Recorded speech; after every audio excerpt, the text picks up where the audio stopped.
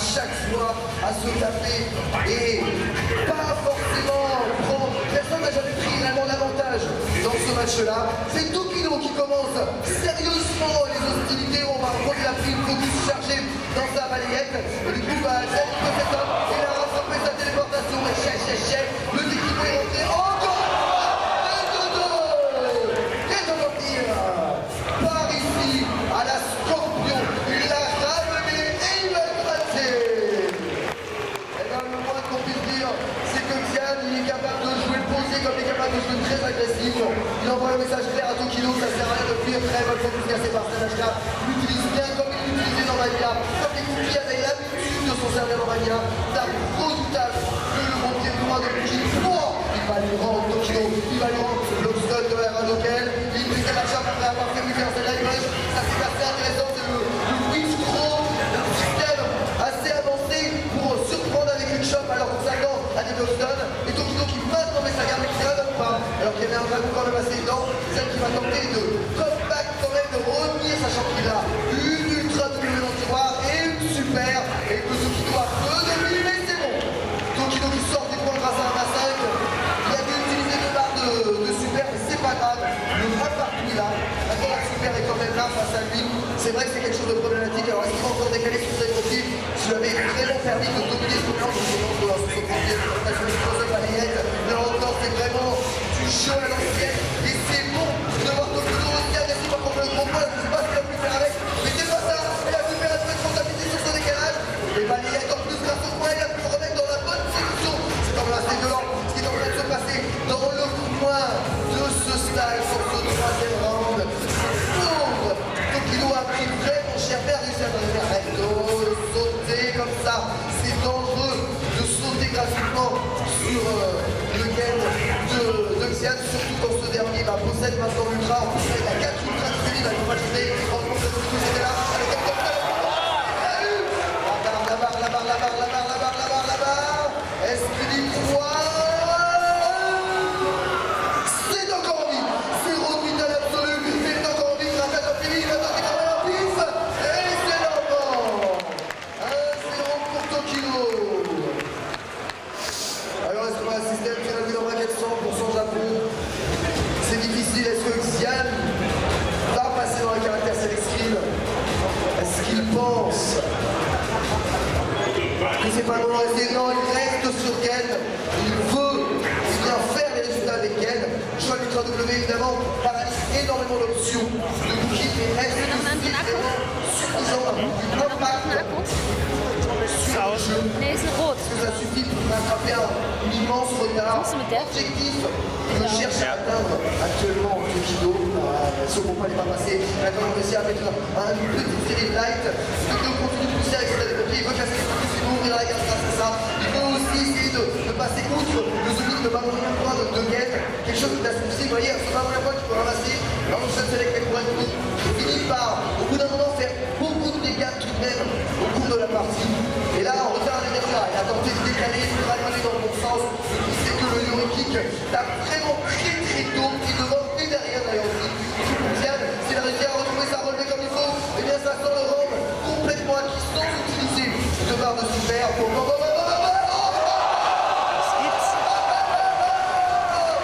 Tokido qui envoie cette ultra 2 de nulle part entière. Oh, c'est redoutable. C'est pas un tableau ouvert là. Qu'est-ce que c'est? Un échec et mat de milieu de partie, lui donnant la balle de match de cette demi-finale. Ryan Taigo qui faisait ça, il y a un auquel plus un chameau ultra 2. Et bien là, il le fait avec Cookie Gaspia, l'ultra 2 Twitter entière. C'est du jamais vu. Et c'est ici, dans cette demi-finale du Red Bull Comité, Xian qui est très serein. Il sait qu'il a perdu complètement. Mais voilà, il me pousse à téléport. Et il va la rattraper au retard avec le petit sélection. Là, il ne téléporte pas Tokido, mais du coup, il a pas la garde et il se fait saigner. Là, le joueur de Snyder du tour. Un partout et une balle de match au sommet, une super chargée. Pour Xian, il n'y a toujours pas eu l'effet qui tourne. Et là, avec tout de suite, direct, flat, hey. Ah oui, quoi. Ils au sol, est-ce qu'il retéléporte? Tokido ne arrête de téléporter. Vous voyez qu'il avait déjà commencé à sauter un Zen pour s'enfuir de là. Il lui reste une super, il lui reste son Ultra 2. Est-ce que Tokido peut quand même faire un comeback? Il a encore pris une ouverture de garde à peu près. Il fait une live, il sur la peut-être, c'est compliqué qui relève. Ah, moyen de point d'Aïe Tatsumaki pour pousser qui a un peu plus possible jusqu'au point. Tenter sur le prochain concept de rentrer pour Ultra 2. Mais avant ça, il faut peut-être faire baisser un peu plus la main de son adversaire dont la garde est extrêmement solide. Oh là là là là. Mais quelle solidité de la part de Gal. Il a tout pris. Regarde. Et il a jailli au moment opportun pour revenir à un partout. Un match encore une fois extrêmement serré, impossible de savoir qui va sortir de là. Est-ce qu'on va avoir un peu de champion? Est-ce qu'on va avoir le champion de dragon? Il faut dragonner ça. C'est vraiment dragonable, toutes ces choses. Je sais qu'il a peur des trajectoires de saut et son dragon passe dans le vent.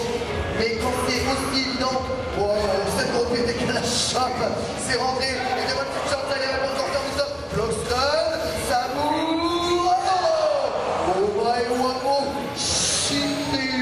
alors est-ce qu'il réussit sur l'Okizem?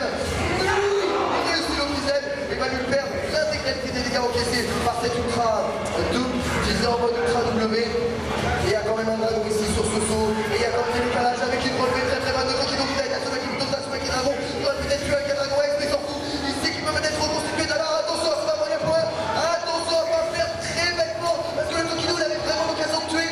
Et il l'a juste, on va dire, caressé plutôt que de le finir. Il a laissé avec un moment, mais c'est bon. Tokido s'en sort. C'est serré, mais il s'en sort quand même très bien. 1-0 en faveur de Tokido et balle de match d'ailleurs pour le joueur japonais. Lorsqu'on va assister à une finale 100% japonaise, où est-ce que vous va essayer de changer la donne? Il en a les capacités, un joueur de Singapour. Et peut-être sur l'Ultra 2 ici, on l'a bien vu. Lorsque le titre Ultra 2, ça part tirer dans le bar de ça. La Tokido, c'est peut-être parce qu'il y a quelques temps, en plus il prend tout le rythme sur ce Daihachi avec une nouvelle zone de sol. Et là, le bagage qui est rattrapé par le Heradoken et par au point Doken, il le pousse. Maintenant, il est en position de Ultra super. Maintenant, il est en position de faire mal. Et maintenant, il fait cette menace, mais son dégage est raté. Et Tokido, c'est un plaisir de le choper. Il a mal de match, quasiment 0 de vital. Il a pas assez pour revenir avec la super ultra. Et les dégâts d'Ultra W ne sont pas assez suffisants.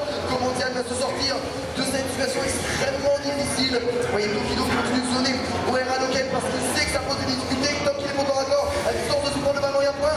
Il sort du pied, le décalage. Comme ça, Tokido. J'avais dit que la France a réussi à Tokido. Non mais c'est vrai. Ouais. Il est invincible en fait.